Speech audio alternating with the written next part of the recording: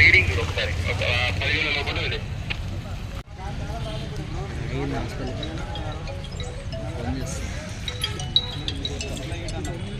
వస్తున్నా.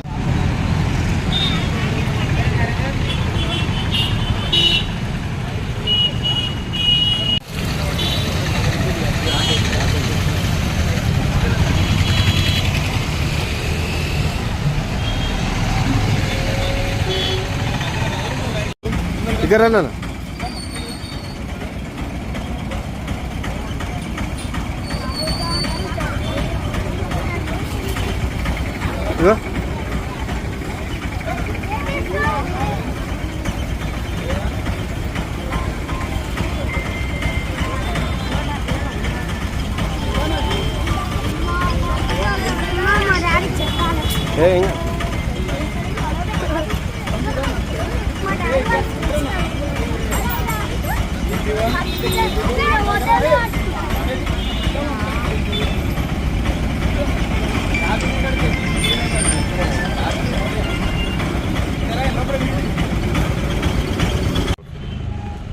నార్కల్ ప్రజానికానికి అందరికీ పత్రిక తరపు నుంచి అందరికీ నమస్కారం అండి. నేను వచ్చేసి కళ్యాణ్ యాదవ్, నార్కల్ ట్రాఫిక్ ఎస్ఐ. నేను నార్కల్ ట్రాఫిక్ నందు గత సంవత్సరం నుంచి ఇక్కడనే వర్క్ చేయడం జరుగుతుంది. మన నార్కల్లో దినదిన అభివృద్ధి చెందుతుంది. దీనికి అనుగుణంగా మన డెవలప్మెంట్ యాక్టివిటీస్ గిట నడుస్తున్నాయి కాబట్టి దానికి అనుగుణంగా ప్రజల గిట సహకరించాలనుకుంటున్నాం.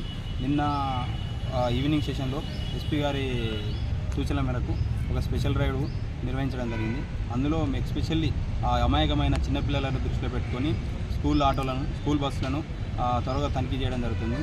నేను ఈవినింగ్ 4 గంటల సమయంలో స్కూల్ అయిపోయిన తర్వాత ఒక ఆటో హనీఫ్ అనే వ్యక్తి ఒక ఆటో తీసుకొని శ్రీపురం చౌరస్తకు వచ్చింది. అక్కడ చూడంగా మేము ఆశ్చర్యానికి గురించిన పరిస్థితి ఏర్పడింది.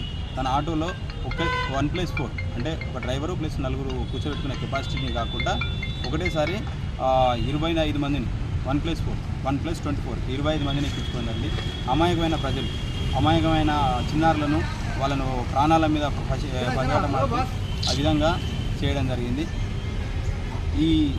అందరికీ దాన్ని ఎమ్మడి తక్షణమే సీజ్ చేసేసి పోలీస్ స్టేషన్ తరలించడం జరిగింది. దాంతోపాటు ఫైన్ గిట్ వేసాము. హనీఫ్ను తీసుకెళ్ళి పోలీస్ స్టేషన్ తీసుకెళ్ళి తన కౌన్సిలింగ్ కండక్ట్ చేయడం జరిగింది. కొంతమంది పేరెంట్స్ గిట్ట కాల్ చేస్తే వాళ్ళ గిట్ట చెప్పడం జరిగింది.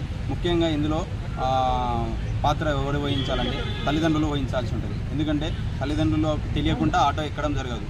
ఆటో అనేది ఇంటింటికి తిరిగి ఎక్కించుకోవడం జరుగుతుంది. ఆటో ఎక్కేటప్పుడు ప్రతి ఒక్క పర్సన్ ఎక్కడ ఎక్కుతున్నాడో, ముందర కూర్చుంటా ఇంకే కూర్చుంటున్నాడు అనేది తల్లిదండ్రులకు ఖచ్చితంగా తెలిసే ఉంటుంది. ఇదేంటంటే తల్లిదండ్రులకు తెలిసి చేస్తున్న తప్పు. వారి యొక్క పిల్లల మీద వాళ్ళకి ఖచ్చితంగా బాధ్యత వహించాలి.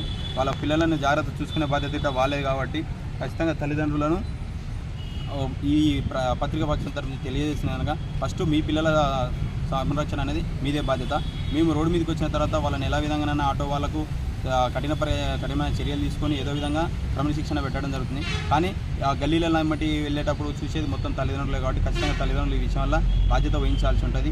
వాళ్ళు ముందడుగు వేసేసి ఇలాంటి ఆటోలను ఎంకరేజ్మెంట్ చేయడానికి కోరుతున్నాం. నిన్న